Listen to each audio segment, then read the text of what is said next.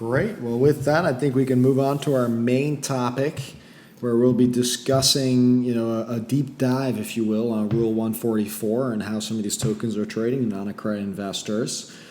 Specifically, it's because, Kyle, you recently published a fantastic article giving a primer on how Rule 144 works in the U.S. But before we dive into that topic, can you tell me a little bit, maybe as well to the audience here, what inspired you to do the research in the first place? I know there's a little bit of story here. Yeah, well, first off, I do want to note that we're going to be talking about Rule 144 and private securities regulations. The reality is that I'm not a lawyer. You're not a lawyer, Herwig. We are not lawyers. This is not legal advice. If you're going through this process, you absolutely need to speak with counsel to figure out the proper ways to manage this process. Do not take my word as law. This is just for entertainment purposes, and I'm just an independent person doing research and trying to make sense of everything I could find through the interwebs. So definitely go check that out and do your own research on that stuff as well. But I got interested in this because I have a background in equities and the public markets, and so I'm certainly well aware of what that can do for an investment opportunity. And as someone that's been tracking the security token secondary market, I was fascinated to see how successful T0 has been since they launched their Rule 144 exemption, allowing for retail participation in their T0 or TZROP token. And we actually saw, I think, a 30 or 40% volume increase after retail investors were able to participate. They're now still able to participate, and T0 is the most successful security token in terms of trading volume that we've seen.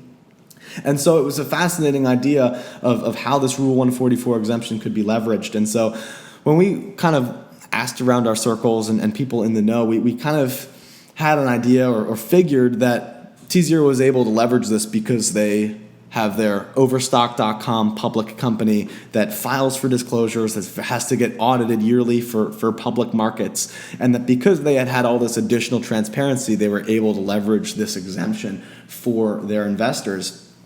And that's kind of, we just took that at face value. That sounded like it made sense. That's what we could interpret. And then, just last week, seemingly out of the blue, OFN announces that Lottery.com is now available for retail investors. And so this really started to spark my imagination, because those original thoughts that we had around it maybe requiring that public company were actually proven to be false, because OFN is not a public company. Lottery.com is certainly not a public company, and their issuer, Securities, is not as well. So there's no company that would be able to take that agency over those disclosures. So it had to be something else. And so I went back to the drawing board and took a look at what Rule 144 really was and what it said, to see how T0 was able to leverage that, and to see if that had any effect potentially on OFN and how they could maybe leverage it for their own issuers. So that's kind of the background here. Well, it's important information. I think our listeners are going to enjoy it. Break it down for us. Great, yeah. So as you mentioned, I appreciate the intro. I actually posted a full Medium article on this, so if you want to read along or read in detail, definitely go check that out. It's on our page. But basically, what Rule 144 is, and I quote from the SEC's website, Rule 144 provides an exemption and permits the public resale of restricted or controlled securities if a number of conditions are met. And so essentially, what this is it's a separate set of rules that can allow you to resale your security or your restricted or controlled security to the public retail investors. And so essentially, Reg D and Reg S, as we've talked about before, have rules you need to comply with. We covered all of that in the last episode 31. And they have all kinds of rules in terms of how you onboard investors. Reg D focuses on investors based in the US, and Reg S focuses on those investors outside of the US. And both exemptions restrict access to US non-accredited investors. And while Reg S does enable some non-accredited investors in certain countries, certainly US investors from the non-accredited section are excluded. So this is a separate set of rules that potentially allows for an issuer or an exchange rather to resell these securities to those retail U.S. investors, which in terms of the U.S. is about 92% of the U.S. population is non-accredited. It's only about the top 8% or so that are accredited investors in the U.S. So clearly this would be a huge draw for issuers and exchanges to increase volume and to boost their investor base. And so we mentioned there that it's a separate set of rules, but you have to have a certain number of conditions that you need to meet. And so let's dig into those really quickly. The first three are pretty straightforward. They say, quote, how long the securities are held, the way in which they are sold, and the amount that can be sold at any time. And so when we dig into that, it really there's a volume restriction for affiliates. And so they really go into a lot of detail on affiliates. And this is actually the interpretation that we were correct on by looking at companies that have to disclose. So if you're a company that is directly tied interest-wise to that private security, so if you're a separate business that has shared board of advisors or has a direct economic interest, whether through investment or any of these different pieces, if you have a formal relationship with this issuer, there are a lot of rules regarding how much you can trade. It's really only like 1% trading volume across a 3-month period. There's also a few other pieces as well that you have to be very careful of.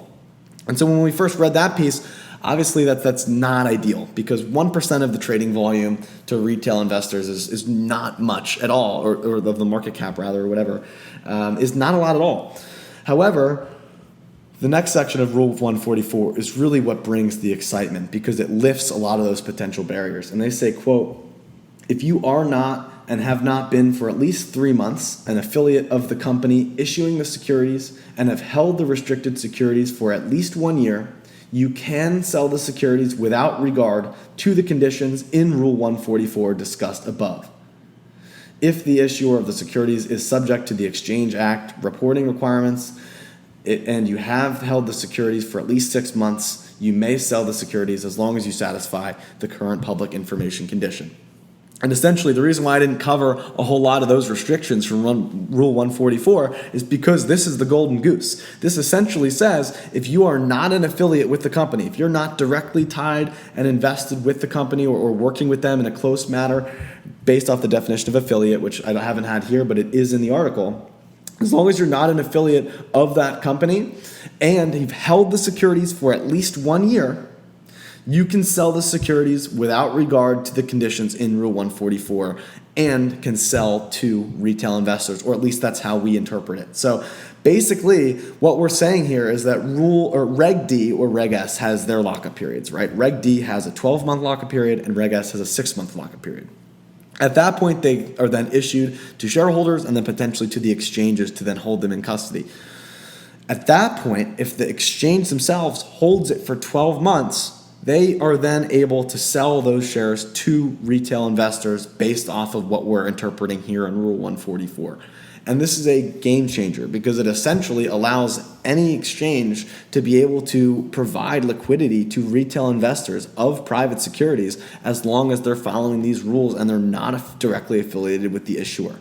And so when I read this, when I really dug into it, it made a whole lot of sense in how OFN's able to do it. But really, this is a game changer for the industry because, again, this is not legal advice, and maybe getting legal counsel will be important because this could be an incorrect interpretation. But based off of what I've read directly from the letter of the law, it seems like all of the restrictions of Rule 144 involve affiliates of this issuer, and as long as you're not an affiliate of the issuer and you've held the securities for a year, you're able to sell them how you see fit.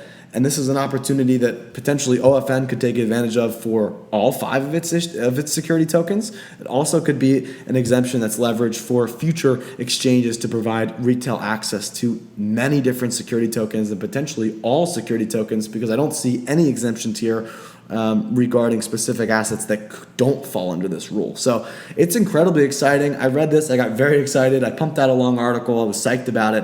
Herwig, I'd love to hear your thoughts. Yeah, you did a great job with this. You summed it up very nicely. At the end of the day, I interpret Rule 144 as a way for private issuers to gain liquidity for the outside public. It's not a useful way if you're, as you mentioned, an affiliate or involved in the company to get liquidity, as a traditional IPO, if you will, would after the 6-month. No insider period. Dumping. Exactly. But it is a great way to then create liquidity for the overall product, the securities product. So I'm excited for sure to see this become a more actively used marketplace method for liquidity. But I think what we're seeing with T0 and OFN is bleeding edge. It's this is all happening. As we know, this is a niche securities part of the law, and because there isn't a lot of precedent and not a lot of information out there, we're going to see how the interpretations and the like get used. So it's exciting. This breakdown, I think, is going to help a lot of people, Kyle, to see and explore, hey, should I be using Rule 144 as part of my plans for my STO's liquidity strategy? So absolutely. Thank you for putting that together. There is one other condition that I'd left out there that is a requirement to comply by Rule 144, and that's that the private securities legend must be removed from the certificate. And so this process is completed by a transfer agent on behalf of the marketplace, not the issuer.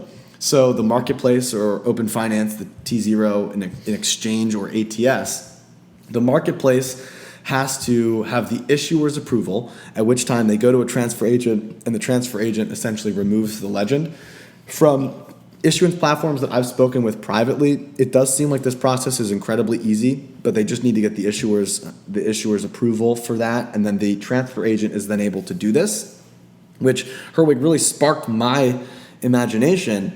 We saw just a couple months ago that all of these issuance platforms kind of at the same exact time seemed to get transfer agent licenses, which was exciting, but we weren't exactly sure what the main reason was for that. We defined it for sure, but there's a lot of it did kind of seem out of the blue, right? And so this is another opportunity for them to leverage this, and it seems like Securities is putting that into effect with Lottery.com already with Open Finance. Yeah, I wouldn't say it's out of the blue. The transfer agent move makes a lot of sense for a lot of other reasons as well, for Reg A+, for managing large-scale securities. We cover that very well in an episode where we talk about transfer agents as our main topic. I can tell you that is episode 11.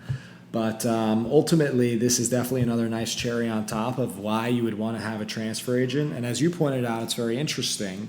Ultimately, at the end of the day, in a traditional sense, the exchange could go and work with any transfer agent. But because you're a security token leveraging a protocol and a distributed ledger technology, it will probably be pretty difficult to go to an outside transfer agent that has no control on this. You're going to have to work with the issuance technology platform, which makes sense to then say for sure why they all want to get a transfer agent license. So definitely another interesting tidbit from your research. I agree. Absolutely. And that's about it. I'm excited for Rule 144, excited to see what the possibilities allow for here, but it does seem like it's not just Reg A that's the holy grail for non-accredited. Potentially there's a way to do it that doesn't take quite as long, that isn't quite as costly as what we've seen already from Blockstack or from props with UNOW with props. That Reg A Plus, it just doesn't seem like it's the immediate answer right now, and this is potentially an opportunity to provide that liquidity to retail investors. Yeah, I totally agree, especially because Reg A Plus is a primary offering exemption, so it helps with secondary liquidity afterwards, but at the end of the day, this is the real game changer, Rule 144, when it comes to secondary transactions. And it's retroactive, which is cool. Like, you can apply it back on those Reg D and Reg S's. You don't need to file it at the same time of issuance, so it doesn't necessarily antiquate former offerings, if you will. And if you're an issuer, you're doing a security token, you should put this on your radar, absolutely. Hopefully Kyle's article helps. Hopefully you enjoyed this podcast episode, and hopefully we'll catch you again on next week's episode. Thanks for listening.